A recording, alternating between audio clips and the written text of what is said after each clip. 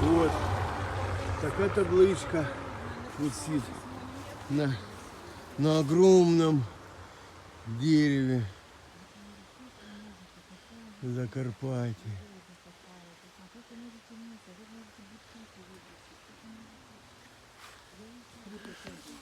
Цените, друзья, природу, любите ее, ибо она матушка наша.